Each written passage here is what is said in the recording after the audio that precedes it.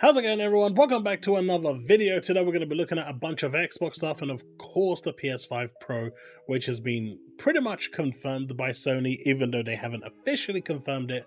Their takedown orders have pretty much confirmed that it is real, it is coming. We also have some stuff from Tom Warren from The Verge that confirm it's pretty much happening, but that actually creates a problem in itself, which could see Call of Duty not go to PlayStation 5, well, at least the PlayStation 5 Pro, or if in fact what Sony is saying is true, to the PlayStation 5 entirely. This could actually be a real big problem. Now I know you're very interested, so we're going to get cracking straight away. But the first thing we're going to look at is the top comment from our last video. It is from Ink Dreeper 874.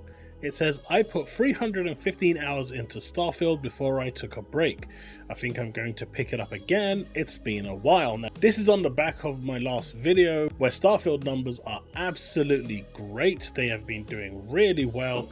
And of course we still have the DLC, which should have already been out by now, but it's been radio silent from Bethesda. But, you know, as you can see, 315 hours clearly tells you that people are having a good time despite the amount of hate it's getting, which is not working, although it did, you know, knock it down a few pegs on Metacritic because people will always hate. So now on with the video. We have this from the Gaming Prophet, and he's linked an image from IGN that says Xbox's next-gen console reportedly coming in 2026 will also launch a Nintendo Switch-like dockable handheld. Now, as we know, the Switch has been extremely successful in Japan, and the handheld form has helped it kind of push past the barriers of the home console.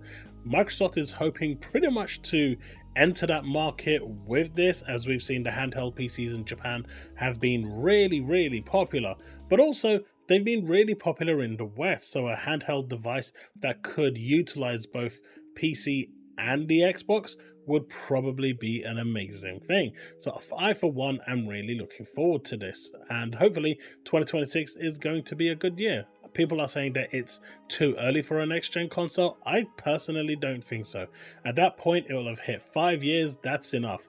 I mean, clearly, it's a problem for Sony for the fact that they're releasing a mid-gen console which is almost 50% more powerful than their PS5. But we're going to get into that in a little bit, because that in itself creates, you know, the greatest of hypocrisies when it comes to that fan base, because now they're cheering that, right? But we'll get to that in a bit. Next, I want to just showcase this indie company over here. They're making a game called Busted. Now, I don't really know much about it.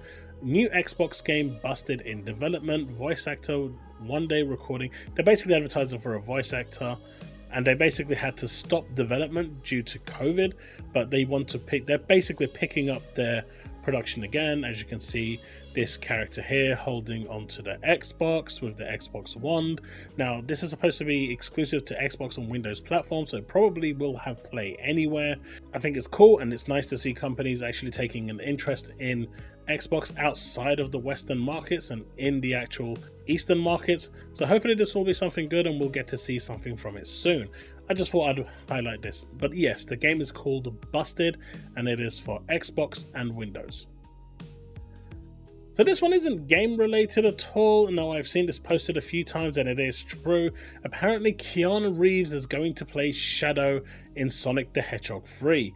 Now, we've all heard Shadow's voice. I think Keanu Reeves will actually be pretty on point for this, and this just made my hype levels for the new Sonic movie even greater. I'm a massive Sonic the Hedgehog fan, if you don't know.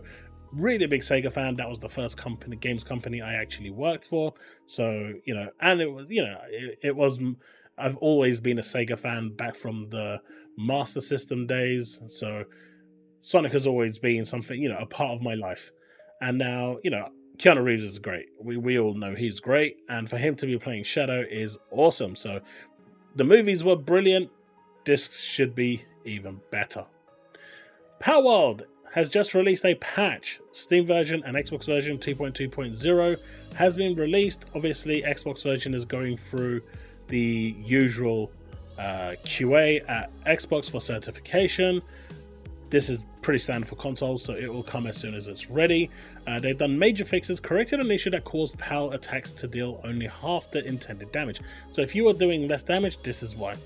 Other fixes that they've done, corrected the hit detection in the latter parts of the Nightmare Ray and Nightmare Bloom attacks, reduced the jittering of sleeping pals on pal beds. You can now close the character editing screen after the antique dresser using the escape key, corrected other minor bugs. As always, thank you for supporting Palworld. There you got your little pals. So it's a small patch, but not good nonetheless. Okay, so Game Pass is getting a bunch of games. They're getting another Krabs Treasure. No, I don't really know what that is, but it does look like Mr. Krabs from, you know, SpongeBob, even though it's not. Euden Chronicles 100 Heroes. This is a good RPG, definitely worth playing, checking out. It's available on cloud, console, and PC. Have a Nice Death is supposed to be a really good game. I think I remember a skill up review of this, so this should be pretty decent to play. I think it's a roguelike game, so Orcs Must Die free. This was a Stadia exclusive if memory serves correctly, so as Stadia is no longer existing, this is coming over to consoles. NHL 24 is part of the EA thing to come over to consoles after 6 months, and of course we've got a game preview of Manor Laws, which should be a Total War style RTS type of game. So not a bad listing for this month. Now here we come to the PlayStation 5 Pro. Now this is where it becomes interesting, because they've pictured over here 3 games: Concord, Ghost of Tsushima, and Call of Duty Gulf War. And as we know, games are supposed to be running on parity, at least for Call of Duty, for the next 10 years. So Xbox version cannot be better than the PlayStation version. The PlayStation version can't be better than the Xbox version. Both versions need to be identical. We've all agreed on this because that was the FTC requirement, and that is what Microsoft agreed to sign up to, and that is the deal that Jim Ryan made, agreed with Xbox. So the PS5 Pro titles are coming. Games dropping later this year look to take advantage of the PS5 Pro. Developers sending their games for certification by August 2024 have to make their games compatible with PS5 Pro. Now that's not a problem, because as long as it works on the PS5, it's going to work on the PS5 Pro. However, games on the PS5 Pro will have better ray tracing, better performance, and better resolution. The best place to play multi-platform games will likely be the PS5 Pro. Well, if they are going to be running better, then as a console platform, that will inevitably more than likely be true. Unless you've got a PC, then the PC will be the best place to play. Now, that's not the point that's important here, even though they did touch on it. Now, what is important is that for the PS5 Pro PlayStation wants games to offer a PS5 Pro exclusive graphics mode that will combine PSSR to upscale resolution to 4K, a constant 60 FPS, add or increase ray tracing effects. Now, obviously they can use one of these over here that they have listed, increase the target resolution, target maximum resolution, target frame rate, inclusion of PS5 Pro ray tracing effects. Now these are all really cool stuff, right? The problem here is Call of Duty. Now, if Sony is making that a requirement and they need this to be the thing, they need this to be included or the game cannot release, then Microsoft pretty much won't be able to release Call of Duty, because that breaks the parity clause. And if Microsoft isn't allowed to release Call of Duty because it's not, it breaks the parity clause, then Microsoft can get fined for it. But if Sony isn't letting them do it, does this break Sony's agreement? And now does this make it so Microsoft doesn't have to release Call of Duty onto PlayStation? Because Sony themselves are setting a requirement that actually goes against the FTC's ruling, right? The whole ABK ruling and the whole contract, where the two games the single game on multiple platform has to remain on parity. One cannot look better, be better, or perform better. Now, you could argue that the PS5 Pro is not the same console, but it is still a PS5. Now, if it was the PS6, then you could say, right, that's actually a different console. Parity could at that point be argued. But as the PS5 Pro is still part of the PS5 family, the parity clause likely includes that as well. So this now means that there is going to be a problem here. Will Microsoft find, I mean, to me, Sony are breaking that parity clause if they are forcing developers now to release their games with the PS5 Pro in mind. So if that's actually happening and Call of Duty Gulf War must have this as a requirement, Microsoft is under no obligation to conform to this. And if Sony is forcing that, then in essence, they are the ones breaking their contract. If they're breaking their contract, Microsoft theoretically should be free to do what they want. This is going to be interesting, especially when the run-up to Gulf War comes along, because as we know, these have to be released. This game especially has to be released on parity.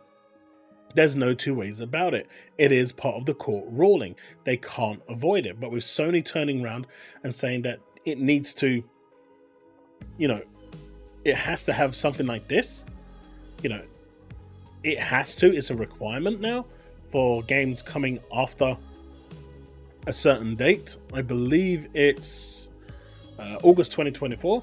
Well, that's going to be a problem. I don't know, we'll discuss this more in the stream later on today, but this to me is a big problem, not a problem that Microsoft has to contend with, because if Sony is the one breaking the contract, if Sony is the one breaking the rules, then at that point it's fair game for Microsoft to just turn around and say, well, I'm sorry, but we're just not going to release Call of Duty on your platform because you are the one breaking the rules, and at that point we no longer have any obligation to respect that contract. So this is actually going to be really interesting to see how far to the letter is Sony going to address this and mandate it to make it a requirement. Now, there was one last thing I wanted to touch on before I end the video, and of course that was this one over here. Sony wants game devs to create an exclusive graphics mode for the PS5 Pro. We've just discussed this. It will include 60 FPS upscaling to 4K using PSSR and ray tracing. The PS5 Pro will also have an ultra boost mode for games that don't get enhancements. Full details below. And that's basically leading to the article that I was at. But Nicola over here is saying slurp. Now, weren't these guys the same people that said that creating a difference in power, we're talking 50% power here between the PS5 and the PS5 Pro, like the Series S and the Series X, was part of the reason that was holding gaming back, and they were complaining and championing all the hate towards the Series S, but now they're doing the same thing by championing this? Now they're saying that it's a good thing? Am I the only one that sees the hypocrisy here, or is anyone else seeing that? I don't know, you let me know in the comment section below, because all I'm seeing here is a bunch of ponies looking at things. It's good when we do it, but trash when they do it. So the hypocrisy, for me at least, is absolutely real. But you let me know what you think in the comment section below. Let's have that discussion, and I will see you in the next one. As always, remain legend.